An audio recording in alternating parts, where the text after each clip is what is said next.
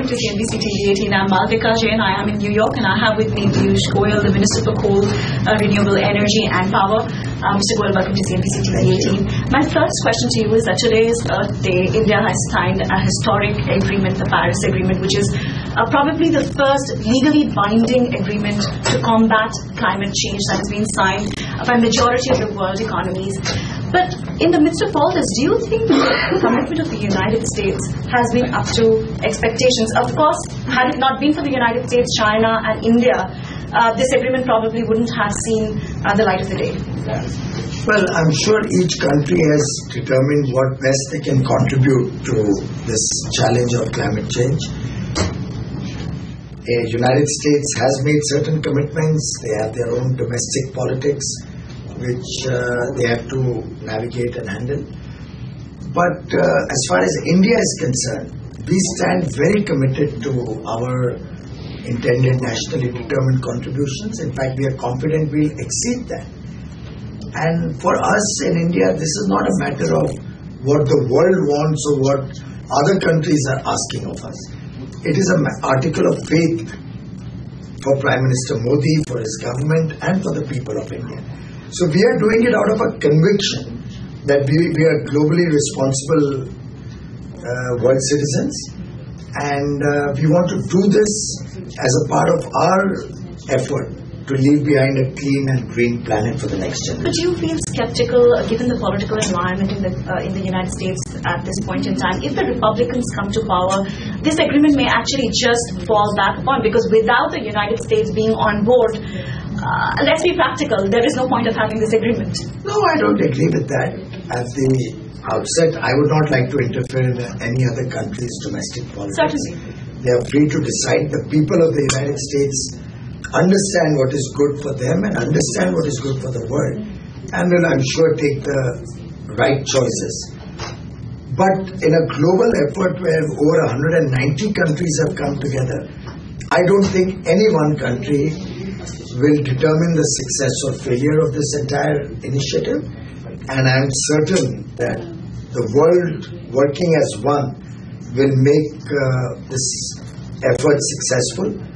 Climate change is a challenge, is a crisis which affects all of humanity, all the 6 billion people on Earth, and I'm sure even the people of America. You're talking about, a cooperation of the entire world, everyone coming together, but the United States has already filed complaints against India at the WTO. There has been an adversarial order against the country. Of course, at the end of the day, business is business. And even though President Obama and Prime Minister Narendra Modi share a very good rapport, there is little that President Obama could do about it. I agree with you. It's extremely sad that the United States took the approach of trade, overriding the world's interests to develop and promote renewable energy, particularly in the developing world. In fact, India and Indian domestic manufacturers had shown huge amount of magnanimity when they withdrew the anti-dumping duty request against the United States, China and other countries in the interest of keeping tariffs low. And on my request, they withdrew their case, which they had already won.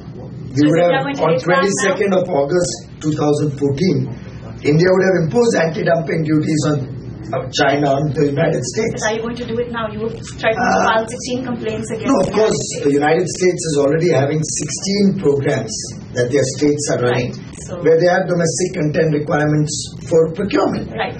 And the Indian government has already seized of the matter and will be taking appropriate action. But during your trip to the United States, have you formally or informally taken up this issue with the relevant authorities?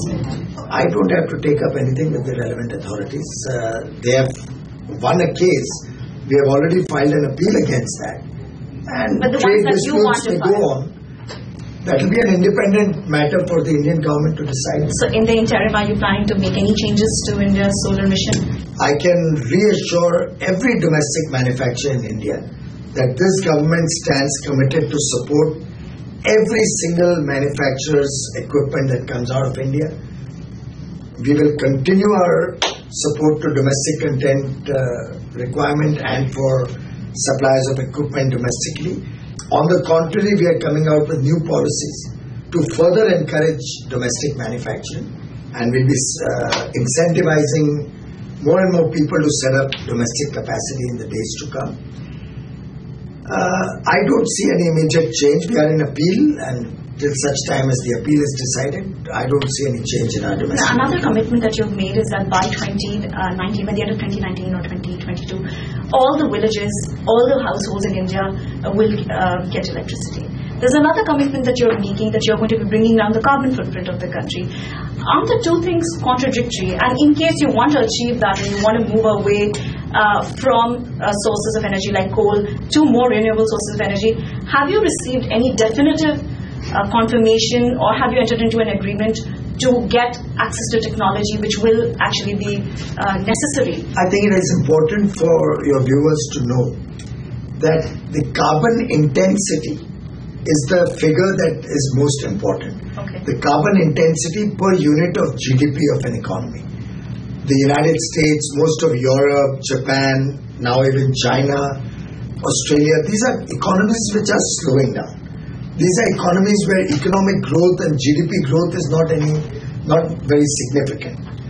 These are economies where actually the energy consumption is falling over the years. Right. Because energy efficiency comes in, technology comes in. When the economies are flat or growing at 1 or 2%, efficiency is more than the requirement of fresh energy.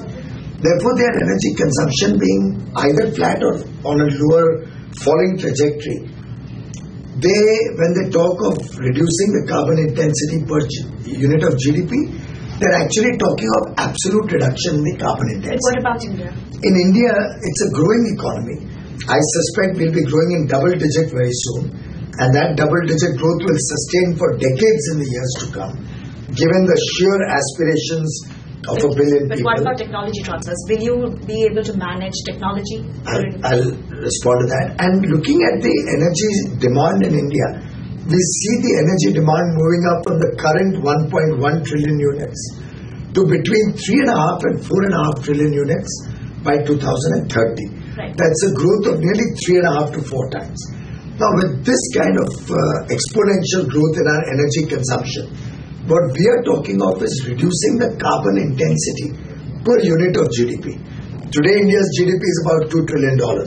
We expect it to be close to $12 trillion. We are relying on growth. Basically. So with the growth, our carbon intensity per unit of that growth will be much less. Okay. And that is the commitment or contribution we have made at the Paris Agreement. And I understand, as far as technology transfers are concerned, we are still in talks with countries, and that is something that has not been worked upon. Again, that's an area where I think the developed world has a lot more to be done. Whenever we talk to most of the developed countries, they talk about technology being a function of private treaties, and their private sector having the technology and you can buy it from them. In which case it's a bilateral arrangement which we can do, or our companies can do, with the private sector internationally. But the fact that Sun Edison has filed for bankruptcy, do you think that has deterred investors in it? You've been meeting a whole host of Not at all. investors. One company going down the tube, and that also offshore. It's happened in the United States. Right. In India, the company is up and running. And there are so many instances. There's a very large company which has had to sell its assets in the steel sector, for example. Does not mean the steel industry is going to come to an end in that country. Right. It does not also reflect that the entire company is necessarily in trouble. So I think it's a commercial decision. They were not able to live up to their liabilities in the United States. They filed for bankruptcy. In India, they're up and running, but should they have a problem there also? One company's success or failure does not determine the entire sector. But another challenge that is coming to fore, you have mentioned that pricing of electricity generated through coal and that through renewable energy, there is a parity that we have been able to achieve. Almost. But the fact is that this has been possible, and the bidding which was made by companies, because they were factoring in utilization of Chinese solar panels.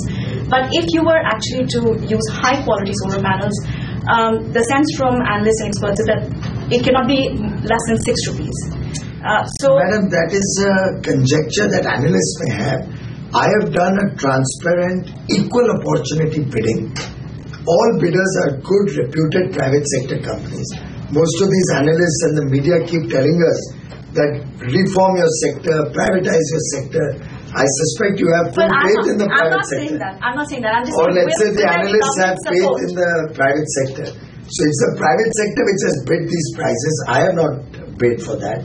Neither have I tried to persuade them to bid high or low. That's not my job. I provide only the platform on which an honest, transparent bidding takes place. Sensible companies have bid. It's not as if there was one or two bidders. There were 30, 40, 50 bidders in each contract. It's not as if one or two companies have taken these solar projects at these prices. International large companies, state-run companies from Europe, from Japan, companies which have 20 billion, 50 billion kind of market capitalization. These are the type of companies that have also bid in our solar projects. So I think this... But since it's a priority for the government, and if we're not able to achieve the target of 175, then do you think these companies... Well, I think by now, after 2 years of the Narendra Modi government, the people of India, and I hope also your colleagues and journalists, are convinced that Prime Minister Modi, once he makes a target and once he intends to reach a goal, he achieves it. We don't even think of the option of not achieving that target. Well, that's wonderful, and good luck to you with that. But you had mentioned in an interview to us after the budget that the Uday scheme is not going to have any adversarial impact on the fiscal deficits of state governments. But there is actually a recent RBI report which points out that that is not true, and it is going to have an impact on state budgets, and they will have to move away certain amounts of money from developmental projects. Incidentally, the whole Uday program was kick-started because of a letter that the RBI wrote to some states and to the central government, suggesting exactly what has been done in Uday. Subsequent to the approvals of Uday, the Reserve Bank wrote to the central government to have gone even beyond what was provided for in Uday. So it amazes me that RBI has chosen to write such a report. I think it's lack of adequate understanding of the energy sector, and I do wish they would talk to us and we'll be able to satisfy them how the Uday scheme is a win-win for everybody, including the states. And if it was not so, I can assure you states like Uttar Pradesh, Bihar, Odisha, states who are otherwise inimical to us in our political leanings, would not have happily and voluntarily signed up to Uday. Well, the Chief Minister of Tamil Nadu, she has come out quite strongly against the Uday program. She has alleged that the government is trying to move away funds, put on this burden onto the state governments and forcing... Madam, this is a voluntary scheme. Where is the question of force? Where is the government trying to make anybody move away from anything? It's a voluntary scheme. We have only shown how joining this Uday scheme will help Tamil Nadu and the people of Tamil Nadu save 22,400 crore rupees in the next 3 years. And by the way, amongst all the states in India, including Uttar Pradesh and Maharashtra and Gujarat or Haryana, amongst all the states, Tamil Nadu benefit by joining Uday is the highest in the country. So it's very unfortunate that the Honorable Chief Minister has possibly sought to take out her anger of the political situation in her state, turning a little against her by attacking the Uday scheme. This is more of a political issue and not anything. It looks like that because we have demonstrated very clearly to their officials who met me that this is a clear gain to the state of Tamil Nadu, to the people of Tamil Nadu. I would once again urge that all states look at the Uday scheme and in its entirety, assess how it can benefit the people of their state. And just like the Honorable Chief Minister of Uttar Pradesh wrote to me while signing up on Uday, that he is delighted to join Uday because he can clearly see that it is going to benefit the people of Uttar Pradesh. I can assure the people of Tamil Nadu through you that joining Uday will benefit the people and the state government significantly. 22,400 crores is our initial estimates. It could be more. And any case being a voluntary scheme, prepared in consultation with all stakeholders, bankers, states, everybody. I think it's a win-win for everyone. But Tamil Nadu Chief Minister did write to the Prime Minister demanding thousands and thousands of crores of write-offs and subsidies and central government support. But just because she wrote that letter does not mean that we have to accept that and give thousands of crores. Because ultimately that money is collected from taxpayers to serve the people of the nation. Here we are serving the people without any stress on anybody.